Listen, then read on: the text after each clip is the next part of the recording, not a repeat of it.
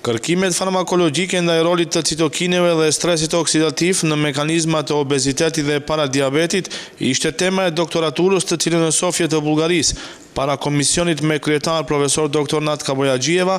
ko më parë mbrojtje me shumë sukses Besim Mehmeti, çka në fakt paraqet kjo temë dhe cilat janë mësimet dhe rezultatet shkencore nga ky kërkim. Sa këto kërkime do ta ndihmojnë mjekësinë në maqëni, do të mësoni nga materiali dhe interviste realizuar me dr. Besim Mehmeti. Cila ishte tema e dizertacionit të doktoraturës suaj dhe pse pikërisht e zgjodhët këtë temë? Tema ime ishte kërkimet farmakologjike për rolin e citokineve dhe stresit oksidativ në mekanizmat e obezitetit dhe paradiabetit. Ideja apo inspirimi ka qenë pikërisht për shkak se kohëve të fundit ekziston një numër i madh i pacientëve të cilët vojnë nga sëmundja e diabetit dhe nga ngarkesa e mbipeshës trupore, që është aktuale dhe mund të themi lirisht se epidemia e shekullit 21 llogaritet obeziteti apo trashësia.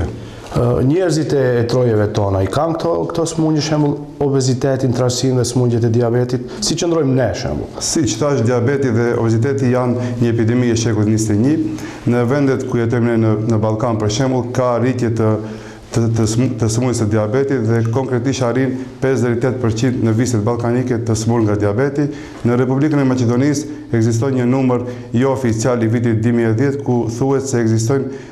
parafërsisht 46.000 njerëz të smur nga diabeti, por ky numër dita ditës shtohet dhe mund të themi se tash pas 4 vite ky numër të kalon shifrën 100.000 të smur. Në trendet botërore, për fat të keq, kjo sëmundje është shumë aktuale dhe është në rritje të sipërm dhe parafërsisht 200 milion njerëz në botë vojnë nga kjo sëmundje. Doktor, çfarë ka qenë qëllimi dhe detyrat e dizertacionit tuaj? Qëllimi dhe detyrat e dizertacionit tim ishin konkretisht të studioj, ulëmtoj mekanizma apo efektin e vajit të palmës ndaj mekanizmave të metabolizmit të karbohidrateve, të studioj, ulëmtoj efektin e vajit të kafshëve, konkretisht indirën e derit ndaj radikaleve të lira, të studioj apo të bëj krahasimin, dallimin në mes të vajit të palmës dhe vajit të indirës së derit, të cilët ndikojnë në metabolizmin e procitokine apo citokine proinflamatore ose prondeese. Qëllimi tjetër ka qenë shumë i rëndësishëm të studioj, ulëmtoj ndikimin e fruktozës ndaj metabolizmit të karbohidrateve. Qëllimi i radhës ka qenë që të ulëmtoj apo studioj ndikimin e banave kundër diabetit, konkretisht banat metformin, ndaj metabolizmit të karbohidrateve dhe citokineve proinflamatore, të cilët janë di në numër, tumor nekroz faktor alfa dhe interleukin 6, dhe qëllimi i fundit ka qenë të studioj, ulëmtoj ndikimin e acidit acetilsaliциlik, konkretisht aspirinës, ndaj efektit të vajit të palmës në metabolizmin e karbohidrateve, në metabolizmin e procitokineve dhe interferonit gamma.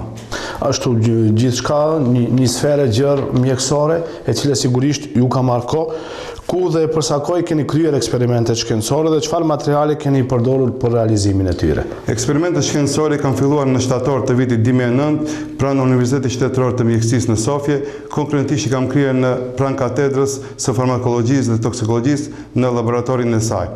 Vlen të theksohet se materialet që kanë përdorur për eksperimentet shkencore kanë qenë pikërisht minjët e bardhë, të cilët kam shfrytzuar parafërsisht 193.000 për të realizuar këta eksperimente shkencore, nga 193.000, 128.000 kanë qenë të moshës më madhore, të them 3 muajshe, të cilët mi kanë pas peshë 160 dhe 180 gram, kurse 65.000 tjerë kanë qenë të moshës më të vogël,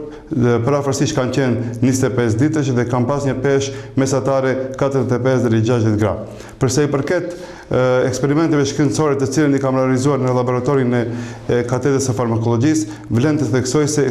minjët i vendoshim në një kafaz ku kishim grupin kontrollues dhe në kafazin e ditë 3 apo 4 i radhës ku kishim grupin ulëmtues. Në kafazin me grupin kontrollues, minjët mund të ushqeheshin me ushqim normal dhe me ujë normal, kurse në grupin e kontrollues i jepshim substanca farmakologjike në varësisht për çfarë eksperimenti dhe çfarë ulëmtimi duhet të bëjmë. Çfarë metoda keni përdorur për realizimin e këtij dizertacioni? Për realizimin e këtij dizertacioni kam përdorur shumë metoda,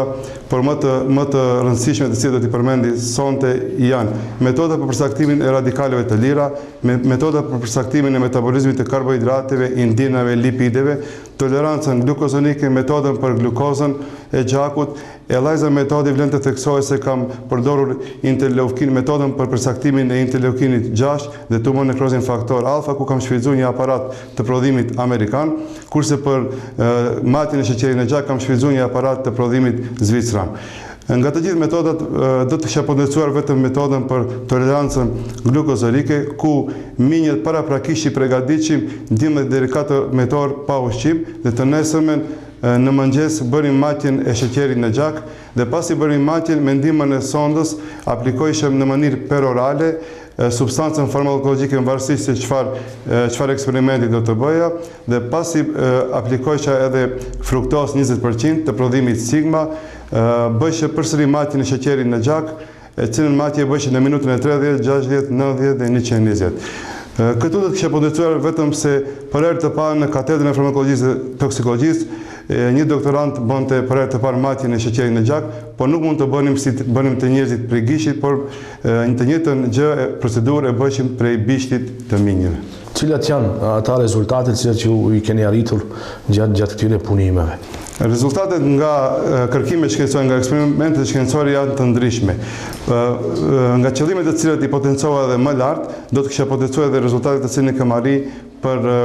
nga eksperimentet shkencore. Konkretisht do të potencoj vetëm rezultatet për fruktozën, për metforminin, për aspirinin dhe për ajo që është më e rëndësishme dhe të cilat ka qenë tangeti im i lumtimeve shkencore, pikërisht vaji të palmës. Fruktoza është një substancë farmakologjike e cila përdoret shumë në industrinë ushqimore. Efektet e fruktozës janë të shumta dhe janë ekzaminuar te pacientët, por për fat të keq ka pak shumë botime literaturë për fruktozën.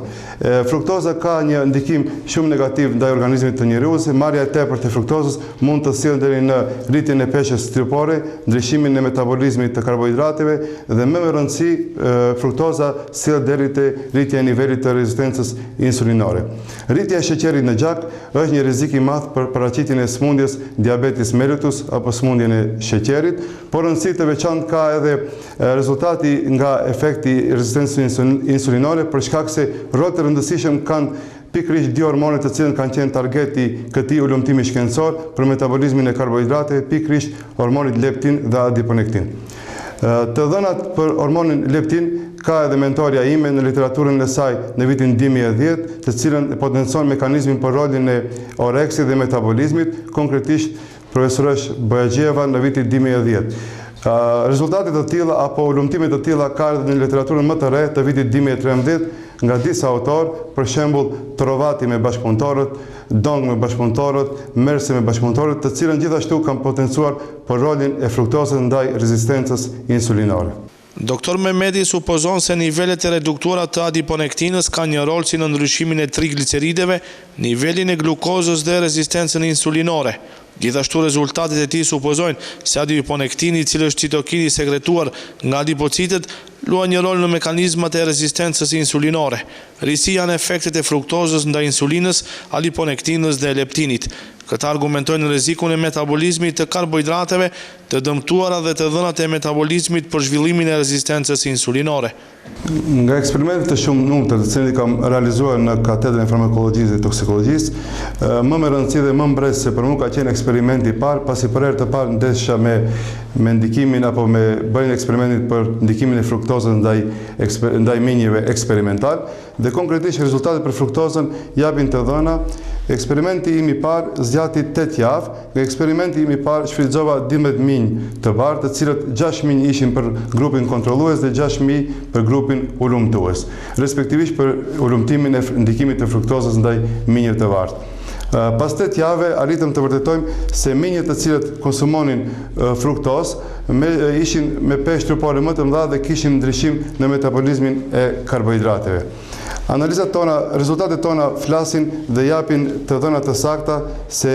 grupi ulëmtues, studiues ka rritje të glukozës në gjak, ka rritje të triglicerideve, ka rritje të acidit uremik, ka rritje të insulinës në gjak dhe rritje të leptinës, hormonit të cilën përmenda paraprakisht për të ndikimi i fruktozës. Kurse vlen të potencoj se të gjitha parametrit janë të rritur te grupi ulëmtues, përveç adiponektinës që ka një rëndësi të madhe për eksperimentin në fjalë. Vlen të potencoj se parametrit e rritura te grupi ulëmtues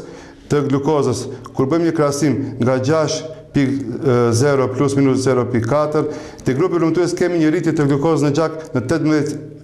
presje D plus minus 1 presje D, që do të thotë se kemi rrezik për paraqitjen e diabetit. Rezultatet e radhës ishin nga ulëmtimi i vajit të palmës, të cilët japin shumë ndryshime në eksperimentet tona. Vaji i palmës është shumë i rëndësishëm të ulëmtohet për shkak se vaji i palmës, në cili përdoret për një kohë shumë të gjatë, jep efekte negative për organizmin e njeriut. Efektet nuk vërejshin në ditën e 8 dhe në ditën e 15 siç e kam potencuar, por efektet apo ndryshimet në organizmin e trupit të njeriut vërejnë qisht në ditën e 30 pas ulëmtimit apo pas përdorimit të vajit të palmës. Dhe ajo që është më rëndësi nga përdorimi i vajit të palmës apo nga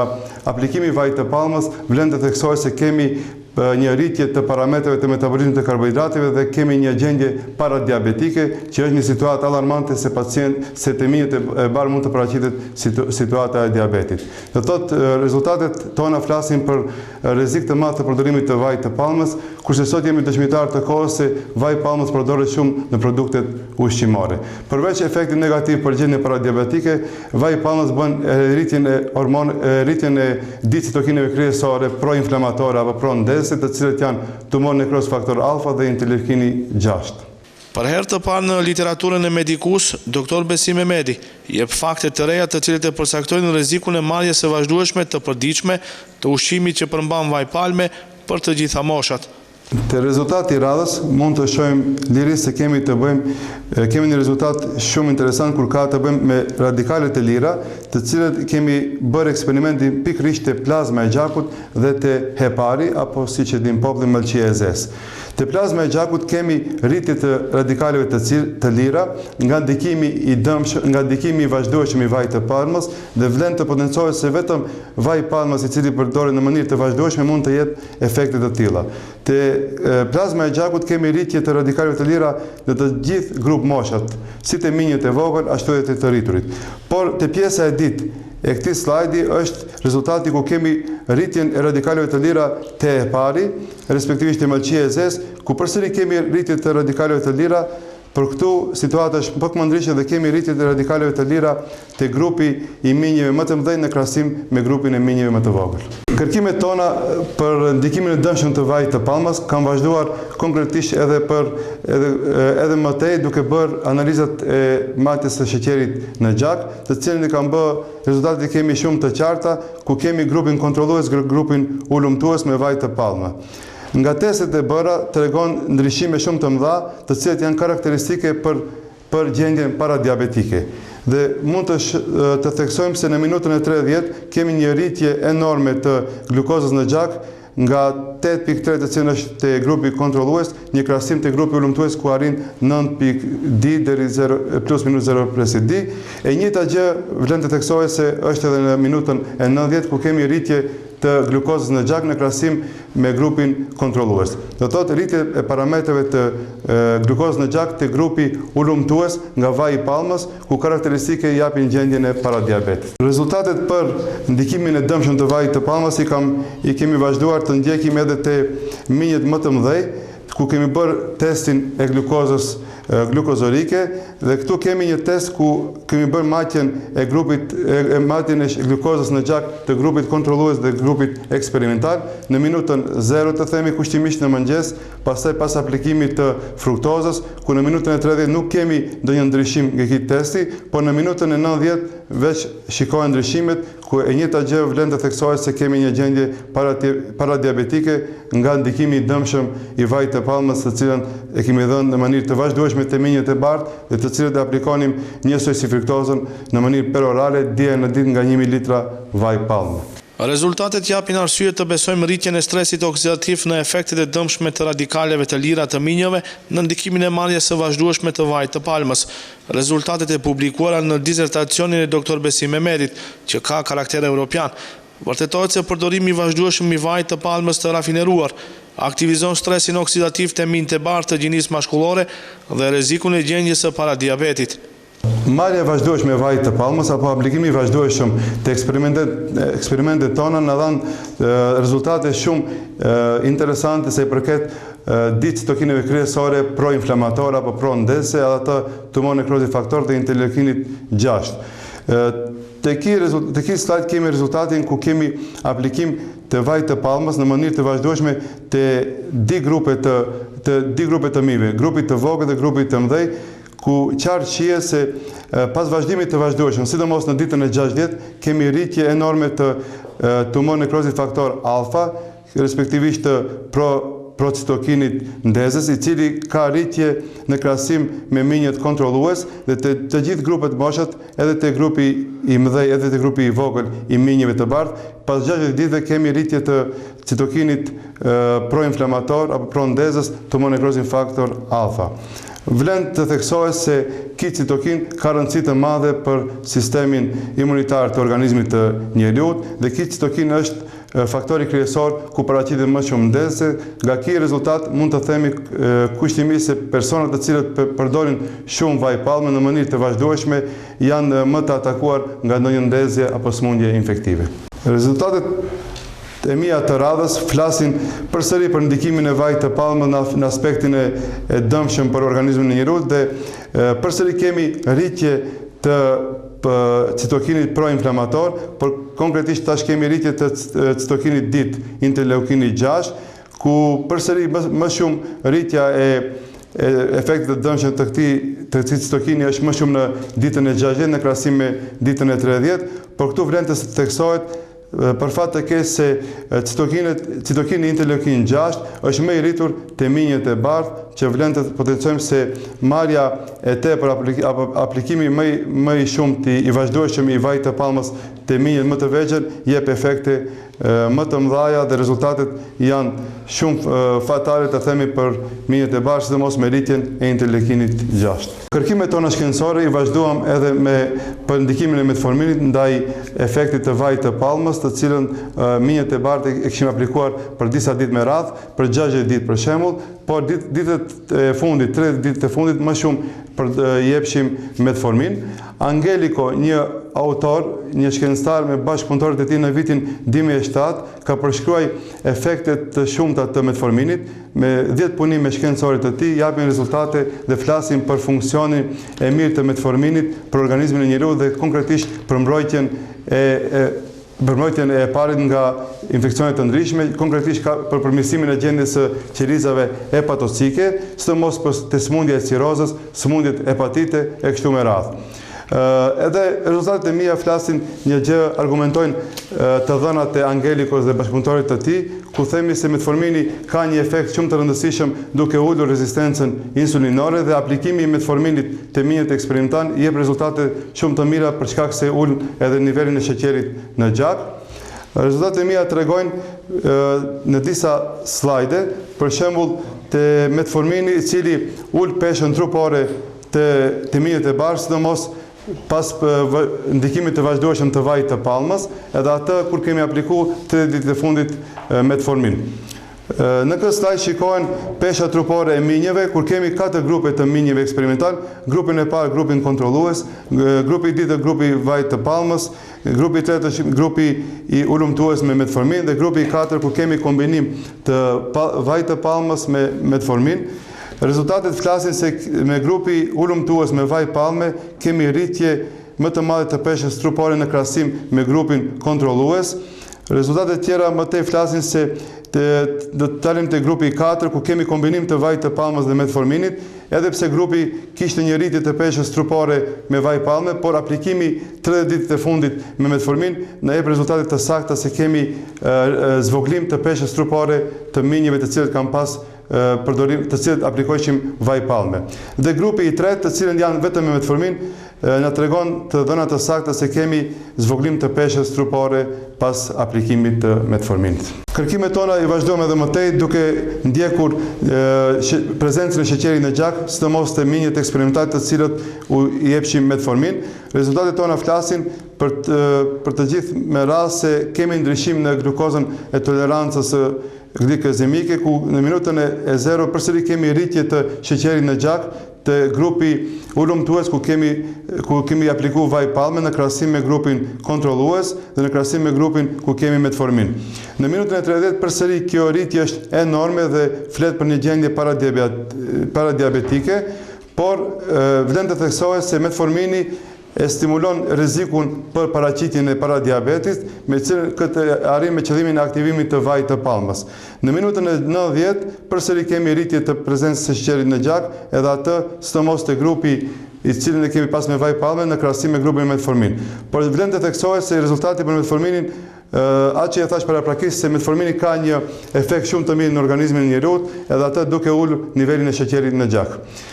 Me këta të dhëna për metforminin, vlen të theksoj se metformini kohëve të fundit zë një vend të rëndësishëm në praktikën mjekësore, sidomos për pacientët me diabet, dhe ka efekte shumë të rëndësishme për uljen e nivelit të sheqerit në gjak, qoftë edhe nga efektet e dëmshme siç është vaji i palmës. Rezultati i radhës për metforminin vlen të theksojmë se këtu kemi rezultatet shumë interesante sa i përket aplikimit të metforminit në minjet eksperimental. Metformini na jep rezultate ku kemi rritje të apo antagonizon efektin e vajit të palmës ndaj këtij citokini. Këtu kemi rezultatin nga citokini i ditë i radhës nga interferoni gamma. Këtu kemi përsëri 4 grupe të minjeve eksperimental, grupin e parë kontrollues, grupin i dytë me vaj palme, grupin e tretë vetëm me metformin dhe grupin e katërt ku kemi kombinim të vajit të palmës dhe metformin. Rezultatet flasin se grupit të cilët kemi aplikuar vaj palme ka zvogluar interferonin gamma në krahasim me slajdet paraprake, në rezultatet paraprake ku vaji palmës bënte rritjen e tumor nekrozit faktor dhe interleukini 6. Në këtë situatë kemi zvoglim të interferonit gamma në krahasim me grupi me vaj palmë në krahasim me grupin kontrollues. Se përket grupit të tretë me metformin, nuk kemi ndonjë ndryshim të madh, por grupi kombinuar me metformin dhe vaj palme në jep të dhëna se kemi të bëjmë me efektin antagonizues të metforminit, i cili ndikon në vajin e palmës për të rritë citokinin në fjalë interferonin gamma. Kërkimet shkencore të Dr. Besim Mehmeti ndaj metforminit demonstruan se kjo substancë farmakologjike ka aftësi të antagonizoj aktivitetet diabetogene në ndikimin e vajit të palmës. Gjatë këtyre eksperimenteve sqarohet dhe inkuadrohet si novitet në shkencën e mjekësisë fakti se marrja për një kohë të gjatë e vajit të palmës zvoglon nivelin e interferon gamës në gjak, e cila koleron me aktivitetet diabetogene. E reja për metformimin është se metformini është bashkëveprues i mekanizmit nëpërmes të cilit vaji i palmës zvoglon interferon gamën. Rezultatet tregojnë se metformini antagonizon si ndikimin diabetogen të vajit të palmës, ashtu edhe ndikimin ndaj interferonit. Rezultatet e paraqitura më lart për herë të parë tregojnë se metformini antagonizon efektet e vajit të palmës ndaj dy citokineve proinflamatore të minjët eksperimental. Qëllimi i eksperimenteve shkencore ka qenë të ulëmtojmë edhe ndikimin e acidit acetilsaliциlik, konkretisht aspirinit, ndaj ndikimit të dëmshëm të vajit të palmës në metabolizmin e karbohidrateve. Vaji aspirini, gati të gjithë kolegët e dinë, për shumica e pacientit ka efekt dhe është i përdorur shumë në praktik, si analgjetik kundër dhimbjeve, si antipiretik kundër temperaturës, për preventiv nga trombozat apo trombocit antiagregat, është shumë i përdorur në praktik edhe kundër sëmundjeve reumatike, por qëllimi im ishte të shoh efektin e aspirinit në metabolizmin e karbohidrateve, sidomos ndaj ndikimit të vajit të palmës. Aspirinin aplikova vetëm 5 ditët e fundit pas aplikimit të vajit të palmës nga 30 ditë. Në qoftë se për një eksperiment shkencor 30 ditë përdora vajit të palmës, 5 ditët e fundit përdora aspirin, ku aspirini jep të dhëna të sakta dhe ul nivelin e tumor nekrozit faktor alfa, do të thotë është shumë e rëndësishme për shkak se aspirini na dha rezultate shumë të mira duke ulur prezencën e sheqerit në gjak dhe uljen e tumorit nekroz faktor alfa, që është përgjegjës për proceset ndezëse apo inflamatore në organizmin e njeriut. Rezultatet e radhës flasin se për këtë qëllim, për realizimin e rezultateve të aspirinit, për efektin e aspirinit, përdora përsëri 4 grupe të minjeve. Në kafazën e parë kishim grupin kontrollues, në kafazën e dytë grupin minjeve eksperimental me vaj palme, në kafazën e tretë grupin e minjeve vetëm me aspirin, dhe në kafazën e katërt kishim kombinim të grupit ulumtues, gjatësisë studiues nga aspirina dhe nga vaji i palmës. Qartë shihet në slajdin në rezultatet e mia shkencore se në grupin e dytë me vaj palme kemi rritje enorme të tumor nekrozit faktor alfa në krahasim me grupin kontrollues dhe në krahasim me grupin me aspirin dhe grupin me vaj palme dhe aspirin. Kurse në grupin e tretë vetëm me aspirin, ku qartë shihet në rezultatet tona se kemi ulje të nivelit të tumor nekrozit faktor alfa, dhe në grupin e 4 ku kemi aplikim të vaj të palmës të grupi eksperimental, gjatë dhënjes së aspirinit, sidomos në 5 ditët e fundit, shikojmë një zvoglim të statistikor, kemi një ndryshim të madh statistikor në mes të grupit me aspirin dhe vaj palme në krahasim me grupin vetëm me vaj palme. Rezultatet në slajdin e radhës flasin për ndikimin e aspirinit, i cili zvoglon rrezikun e paradiabetit nga aplikimi i vazhdueshëm i vajit të palmës. Në këtë tabel kemi grupin në cilën ka marrë vetëm në këtë tabel kemi grupin kontrollues, grupin kronik ku ka qenë trajtimi me vaj palme, grupin vetëm me aspirin dhe grupin ku kemi kombinim të aplikimit të vaj palmës me aspirin. Rezultatet në japin të dhëna të sakta dhe në japin të dhëna mbresë se efekti aspirinit ka një rëndësi të madhe, sidomos te grupi ku kemi apliku vaj palme dhe kombinim me aspirinin. Në minutën e 30, te grupi të cilët kanë qenë i trajtuar vetëm me vaj palme, kemi një rritje të glukozës në gjak nga 7/9 plus minus 0/4, në krahasim me grupin e aspirinit ku kemi zvoglim të këtij parametri në 6/7 plus minus 0/3, dhe ajo që është më rëndësishme është i grupi i fundit ku kemi kombinim të grupit ku aplikonim vaj palme dhe aspirin. Te ky grup shikojmë se në minutën e 90, edhe pse kishim rritje te grupi vetëm me vaj palme në 7/1 plus minus 0/d në minutën e 90, kurse në rezultatin konkret këtu kemi një rramje të glukozës në gjak në 5/3 plus minus 0/d. Kjo tregon efektet pozitive të aspirinit, sidomos te personat të cilët konsumojnë shumë vaj palme. Këshilla juaj në lidhje me rezultatet e dizertacionit. Rezultatet e dizertacionit tim flasin për efektin negativ të vajit të palmës. Konkretisht u koncentrova në ndikimin e vajit të palmës, që është diçka e re në literaturën mjekësore dhe është e para për ndikimin e dëmshëm të vajit të palmës, dhe besoj se ky rezultati imi për ndikimin e vajit të palmës do shfrytëzohet shumë për gjeneratat e ardhshme për kërkime shkencore ndaj ndikimit të vajit të palmës. Këshilla ime konkrete është që përgjithësi personat apo pacientët të cilët ushqejnë të kontrollojnë shumë mirë produktet ushqimore, sidomos ku ka prezencë të vajit të palmës, dhe me qëllim përdorimi i vajit të palmës mos të jetë në mënyrë të vazhdueshme mbi 30 ditë me radhë me një të sasi të cilën e shfrytëzon.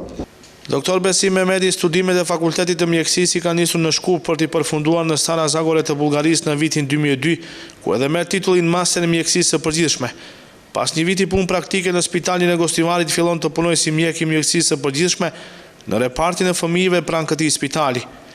Angazhohet si mjek deri në vitin 2007 dhe punon si mjek i përgjithshëm, ndërkohë plot një vjet punon edhe në klinikën e Shkupit në Institutin për TBC dhe Mushkëri. Për shkaqe ekonomike detyrohet nga viti 2007 deri 2009 të emigrojë të punojë në Mërgim, respektivisht në Zvicër. Në vitin 2009 rikthehet në vendlinje fillimisht si përgjegjës i shkollës së mesme të mjekësisë në Gostivar, ku vijon të punojë edhe aktualisht si ligjërues i lëndës së pediatrisë dhe sëmundjeve interne. Nga gushti i 2009 është angazhuar si doktorant i çrregullt në Universitetin Shtetëror të Mjekësisë në Sofje, pranë degës së farmakologjisë dhe toksikologjisë, ndërsa nga 1 shtatori 2009 fillon me eksperimentet e para dhe sipas statusit për doktorant të çrregullt në çdo muaj nga 3-4 ditë është prezent në laboratorin e farmakologjisë dhe toksikologjisë në Sofje. Aktualisht doktor Besim Mehmeti jeton dhe vepron edhe si mjek në fshatin e Ditëlindjes në fshatin Debresh.